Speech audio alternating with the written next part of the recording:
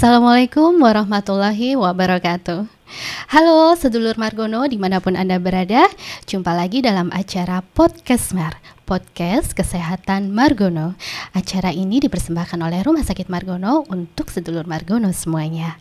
Nah, kali ini saya Dian Priyanasari akan menemani sedulur Margono berbincang terkait dengan tema yang tidak kalah menarik dengan tema-tema sebelumnya, yaitu cedera saraf tulang belakang. Nah, saya tidak sendiri hari ini. Bersama kita telah hadir salah satu pakar bedah saraf di Rumah Sakit Margono. Langsung saja kita sapa beliau, Dr. Setio Budi Premiaji Widodo, spesialis bedah saraf. Halo, assalamualaikum dokter. Selamat pagi. Waalaikumsalam, selamat pagi. Oke, dokter, apa kabar? Sehat? Sehat, Hari ini Alhamdulillah. Terima kasih dokter sudah saya culik nih hari ini ya dok, di tengah kepadatan waktu. Terima kasih loh diundang. Oke dokter. Dok, ini namanya panjang sekali ya dok. Boleh saya panggilnya dokter Setio saja? Boleh. Oke, dokter Setio. Tema kita kali ini adalah serba-serbi cedera saraf tulang belakang.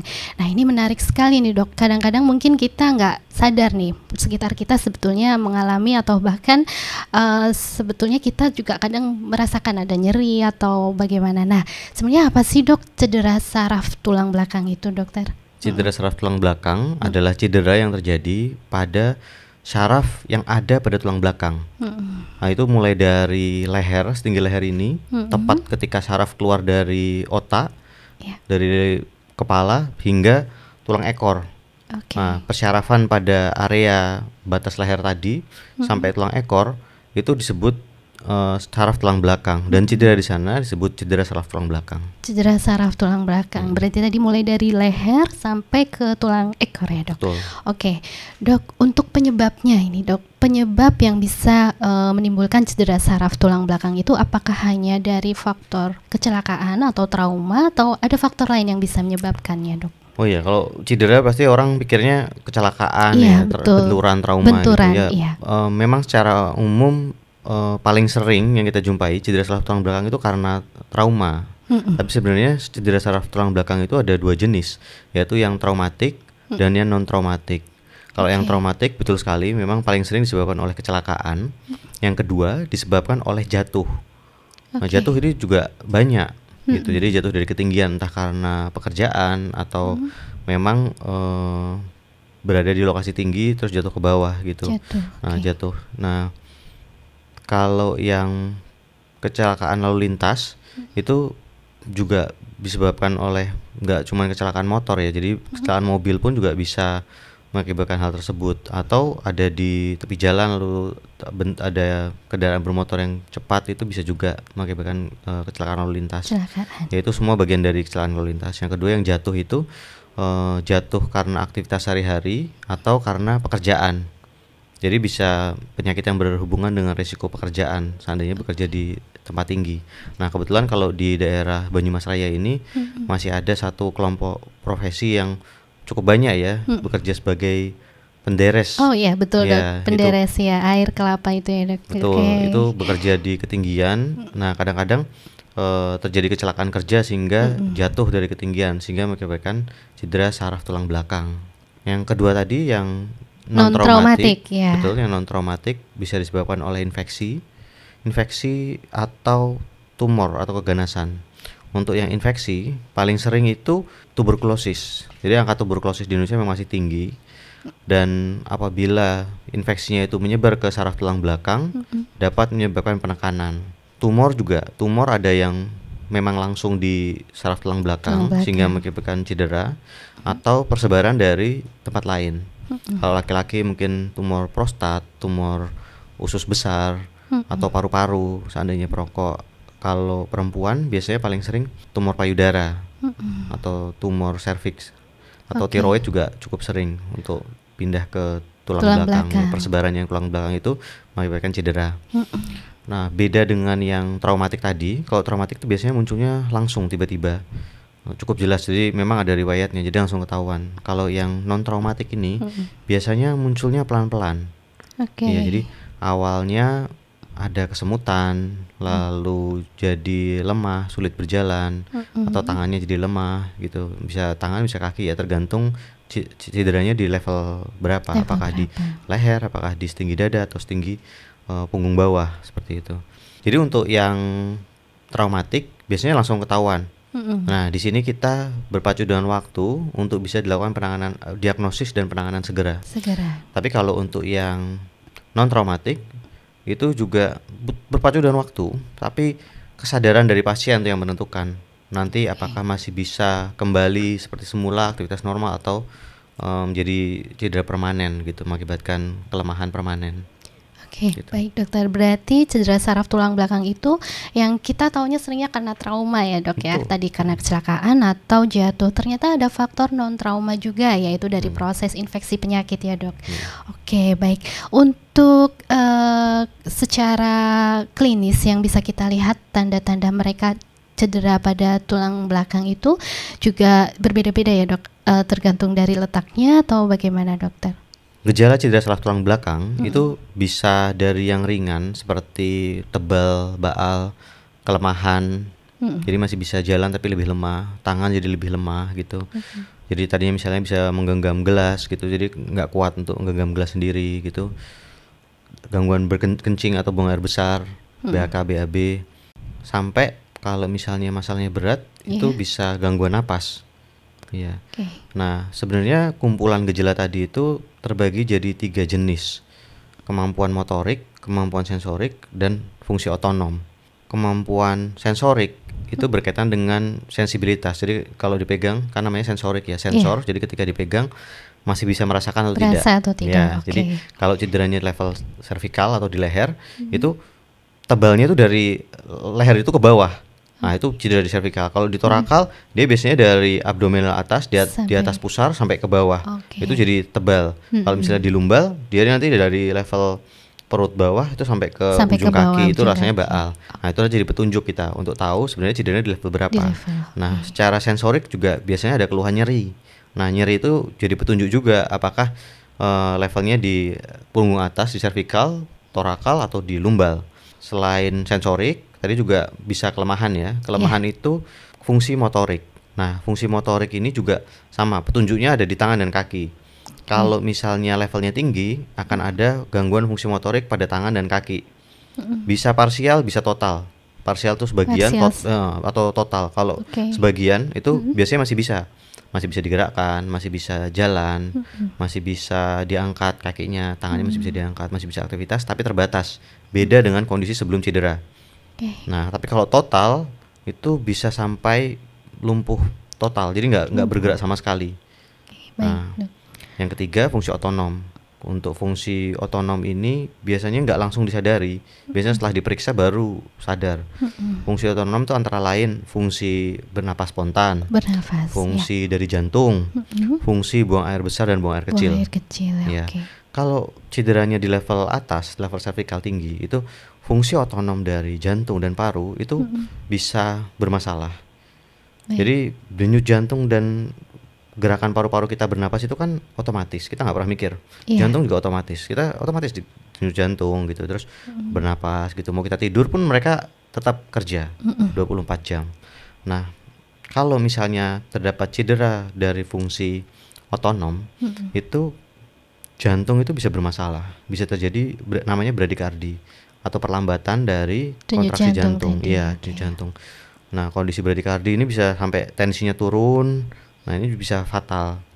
Kalau itu nanti biasanya dibantu dengan, biasanya kalau sudah sampai masalahnya mengganggu otonom jantung, itu harus dirawat di ICU, terus dapat obat-obatan khusus untuk bantu meningkatkan fungsi dari jantungnya. Nah, kalau fungsi parunya yang kena, tadi saya bilang kan fungsi paru-paru otomatis ya. Kita walaupun tidur, kita aktivitas sehari-hari itu bisa tambah cepat, tambah lambat itu otomatis. Kalau lagi butuh napas cepat, olahraga, paru-parunya juga cepat. Kalau misalnya tidur, lagi santai, napasnya juga melambat, mengikuti. Nah, pada gangguan otonom dari fungsi paru ini, otot-otot napas seperti otot dada, otot diafragma, itu pembatas antara dada dan perut, dan otot bantu napas perut, itu akan bermasalah, tidak bisa berfungsi normal. Jadi harusnya kebutuhan oksigen tinggi, dia lebih cepat, lebih dalam, dia nggak bisa menyesuaikan.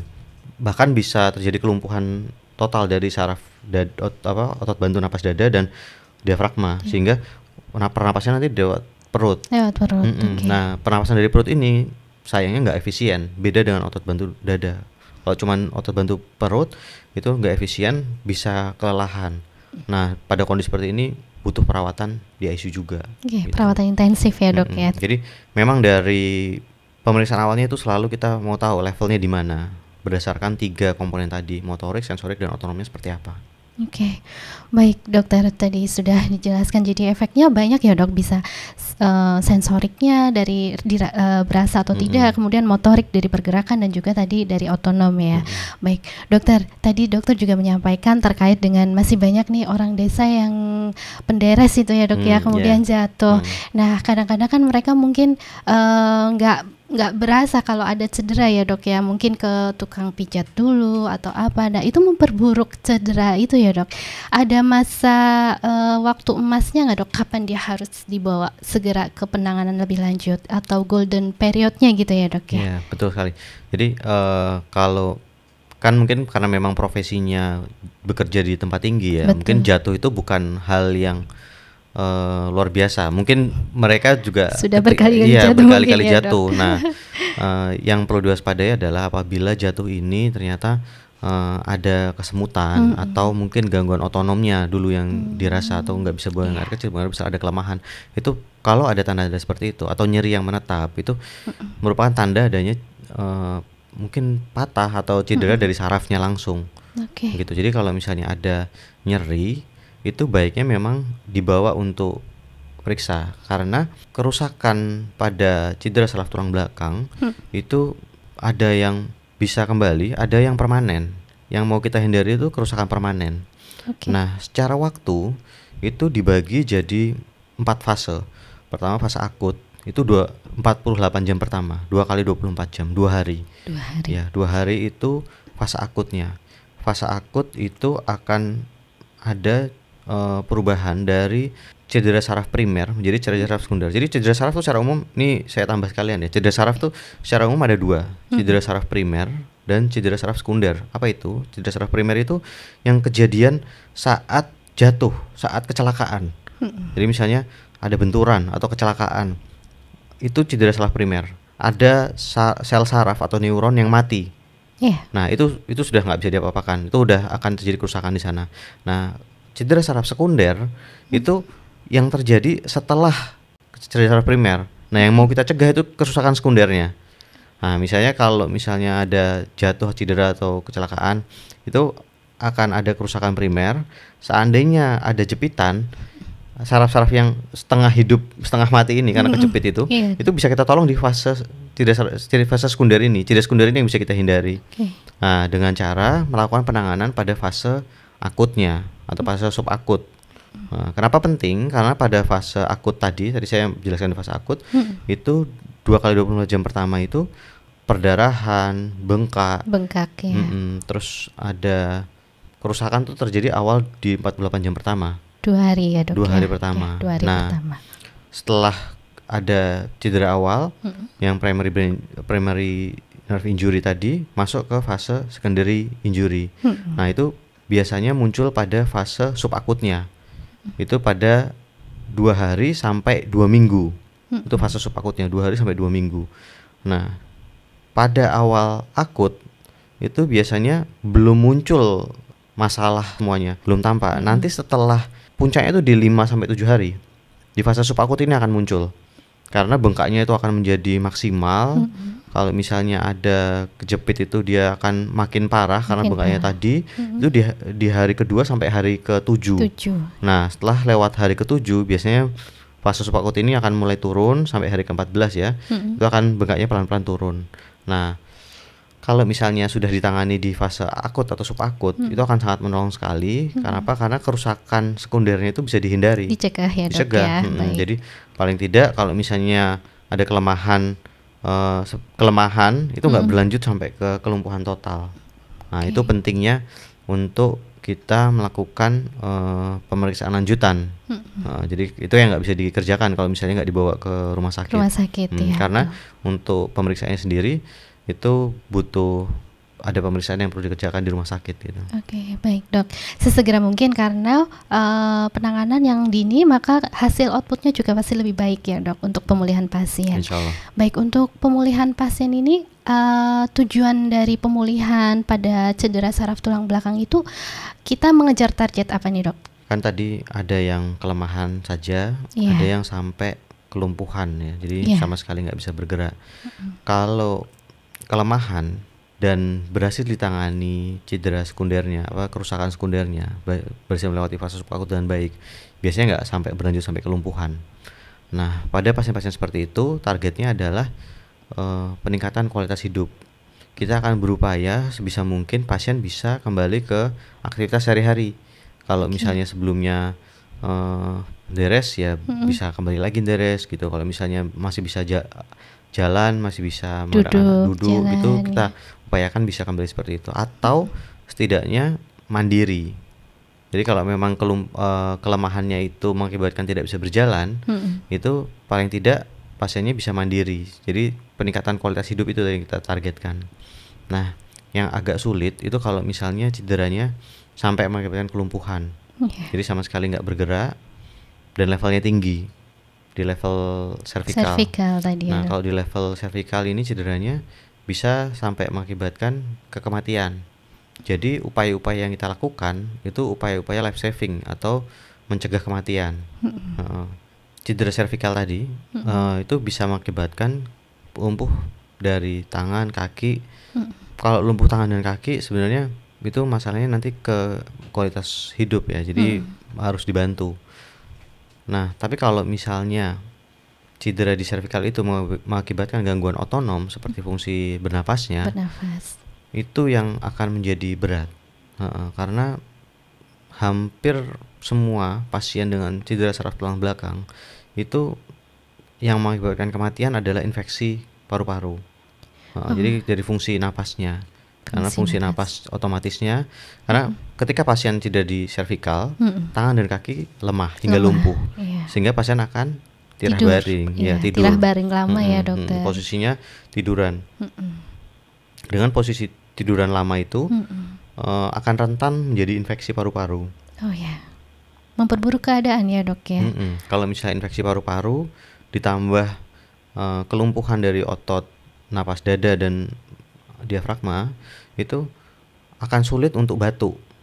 Ya, jadi pasien infeksi paru-paru tapi nggak bisa batuk. Nah, ini jadi penanganannya akan jadi kompleks, jadi lebih berat.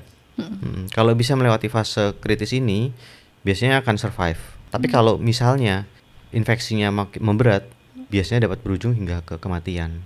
Wah, ternyata serius sekali ya dok efeknya kalau tidak dilakukan penanganan dengan tepat ya dok. Nah, misalnya nih dok, ternyata memang kita melihat kejadian nih, misalkan kita melihat ada tetangga kita misalkan jatuh, atau kemudian kita melihat kejadian itu, apa yang harus kita lakukan ini dok untuk membantu penanganan dengan baik dok? Kalau seandainya terjadi, ini masuknya ke trauma ya, jadi trauma secara umum pastikan pasien sadar dulu, bisa respon atau tidak. Nah, kalau misalnya masih bisa diajak komunikasi, itu akan sangat membantu, karena kan kita bisa tahu cederanya apa di kepala, apa di saraf tulang belakang, atau di tangan atau kaki gitu. Seandainya pasien masih bisa bicara, masih sadar, dan ada keluhan nyeri di leher, nyeri di punggung bawah, itu kita harus waspada, hati-hati dalam membawa pasien seperti ini. Gitu. Kalau misalnya patah tangan atau kaki, itu kan pasti kita bisa hati-hati bawanya kan, karena kalau misalnya digerakkan sedikit akan kesakitan. Nah, kalau di tulang belakang itu salah membawa itu bisa memperberat kondisinya. Jadi memang pasien dengan cedera saraf tulang belakang itu harus dibawa dalam posisi sejajar. Kalau bisa jangan didudukkan. Jadi kalau ada nyeri ketika digerakkan badan ini, leher sampai ke tulang ekor, nyeri ketika digerakkan, sebisa mungkin pasien tidur terlentang, dibaringkan terlentang, lalu ketika dipindahkan dengan bantuan papan atau dengan tandu. Mungkin ketika dibawa bisa dengan bantuan di kendaraan yang pasien bisa dibaringkan, atau dengan ambulans kalau misalnya bisa tersedia. Nah, jadi kesejajaran dari kepala, leher sampai ke saraf tulang belakang, tulang ekor itu harus dijaga. Karena kalau misalnya ternyata ada saraf yang terjepit lalu dipindahkan dengan kurang hati-hati, itu bisa memperberat cederanya.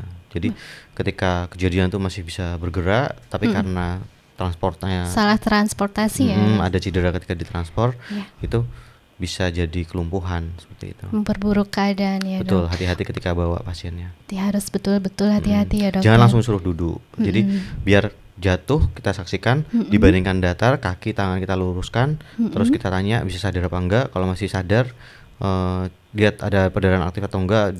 Nah kalau misalnya perdarahan enggak ada, aman, cukup stabil, napas bisa spontan, napas biasa, itu mulai kita tanya bagian mana yang nyeri, tangan bisa digerakkan enggak. Kalau ada tanda-tanda kelemahan, itu hati-hati sekali, jangan didudukkan. Jadi upayakan tetap berbaring, stabil ya dokter.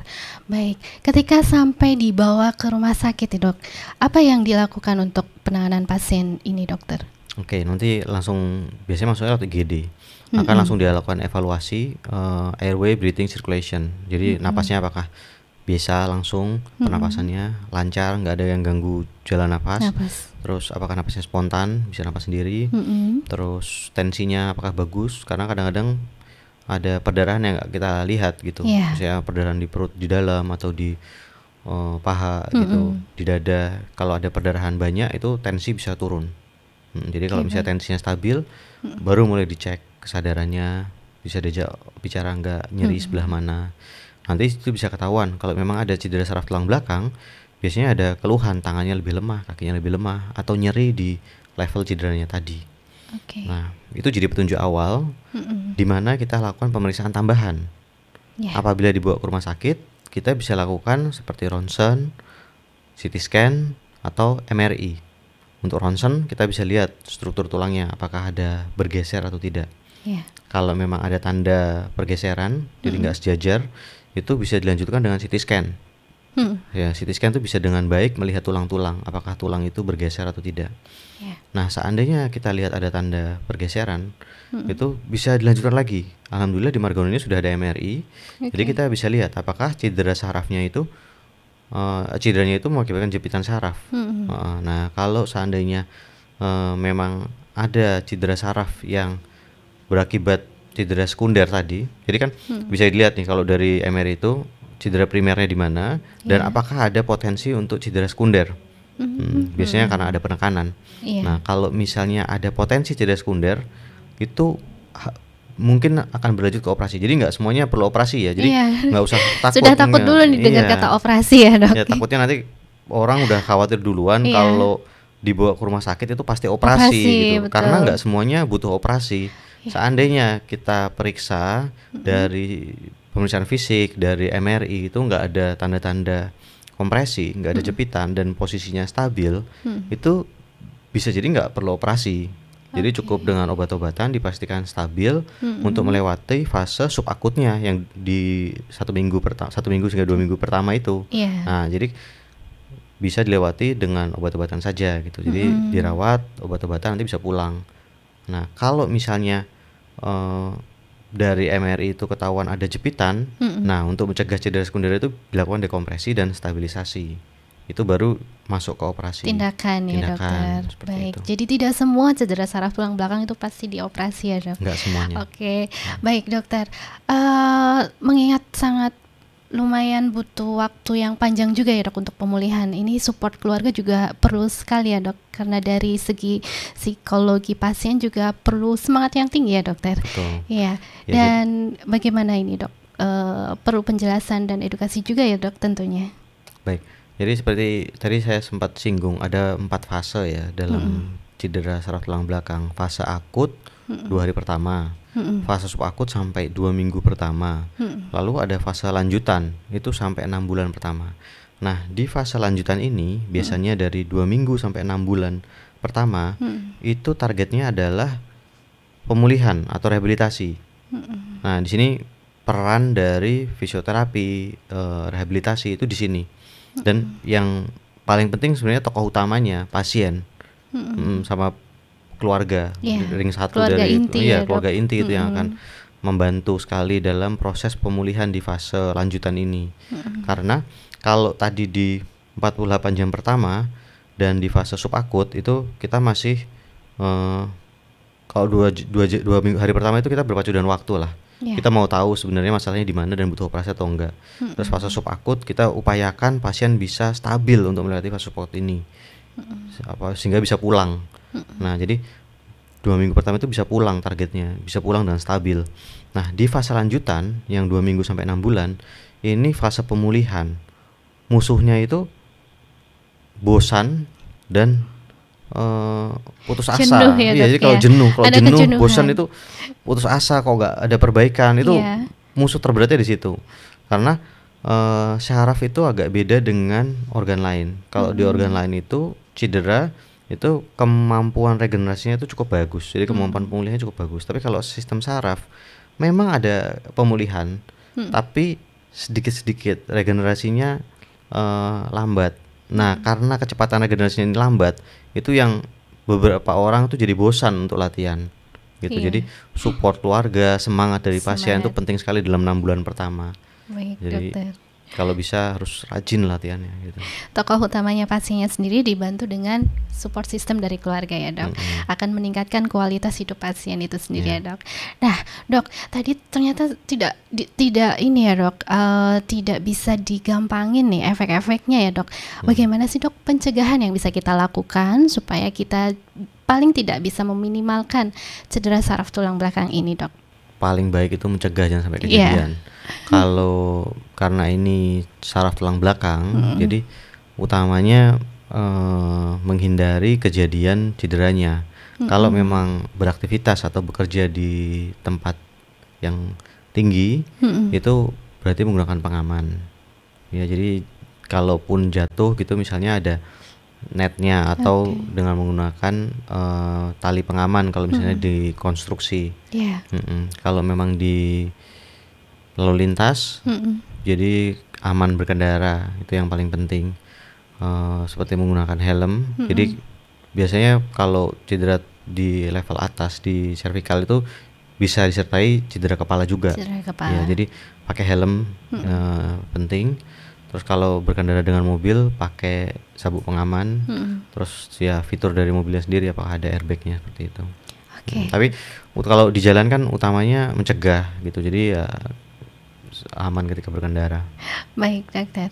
Nah tadi dokter menjelaskan apa saja yang bisa dilakukan di penanganan di rumah sakit ya dok. Dan apa saja yang sudah pelayanan apa saja yang sudah bisa dilakukan di Rumah Sakit Margono itu dok, dan apakah semua itu tercover oleh BPJS atau bagaimana dokter? Alhamdulillah tata laksana untuk cedera saraf tulang belakang baik itu cervical, torakal atau lumbal itu bisa dikerjakan di RSUD Margono. Baik dari pemeriksaannya di IGD sampai pemeriksaan penunjang CT scan, MRI sudah tersedia di Margono. Sampai kalau nanti diperlukan operasi, kita juga sudah punya tim operasi saraf tulang belakang, mulai dari cervical, torakal, lumbal bisa dikerjakan di sini. Sudah komplit ya dokter. Sampai nanti perawatan pasca operasi, seandainya memerlukan ICU, itu sampai ke rehabilitasinya bisa dikerjakan di RSUD Margono. Dan alhamdulillah juga sudah di cover oleh BPJS. Oh ya, alhamdulillah ya dokter. Jadi semuanya tercover ya dok. Ya, baik itu dengan BPJS kesehatan atau BPJS ketenagakerjaan. Wah luar biasa sekali ya dok. Berarti semua penanganan untuk cedera saraf tulang belakang sudah secara komprehensif ada di Rumah Sakit Margono ya dok. Dan itu juga bisa ditanggung oleh BPJS kesehatan ya dok. Ya, dan Rumah Sakit Margono juga mempunyai inovasi yaitu layanan Juminah, kunjungan ke rumah yang dapat memfasilitasi pasien-pasien pasca operasi tadi ya dok untuk tindakan fisioterapi dan pemulihan pasca tindakan. Baik dokter, luar biasa sekali. Jadi memang kita harus aware ya dok, harus betul-betul memperhatikan terkait dengan cedera saraf tulang belakang ini ya dok. Baik dokter, sebelum kita tutup mungkin ada closing statement dari Dokter Setio untuk sedulur Margono di rumah. Hal-hal apa saja yang ingin ditekankan untuk sedulur Margono? Silakan dokter. Baik, mengingat dampak dari cedera saraf tulang belakang yang cukup berat, pencegahan tentu menjadi yang utama. Apabila memang bekerja di lingkungan yang risiko jatuhnya tinggi, bisa dengan menggunakan pengaman dan dengan berhati-hati ketika bekerja. Dan apabila berkendara, tentunya berkendara dengan aman, seperti mematuhi peralatan lalu lintas dan mengenakan helm serta sabuk pengaman. Apabila sudah terjadi cedera saraf tulang belakang, dapat segera dibawa ke rumah sakit agar dapat dilakukan pemeriksaan yang optimal sehingga hasil dari perawatan nanti juga dapat maksimal. Baik, terima kasih dokter untuk waktunya telah bergabung bersama kita dan semoga apa yang kita sampaikan tadi bermanfaat untuk sedulur Margono ya dok. Amin amin. Terima kasih Mbak Dian. Terima kasih juga ke sedulur Margono yang telah menyaksikan di rumah. Baik, akhir kata saya Dian Priyanasari beserta Dr. Setio. Waktunya pamit undur diri dari hadapan Anda. Sampai jumpa di lain kesempatan dan terima kasih. Wassalamualaikum warahmatullahi wabarakatuh.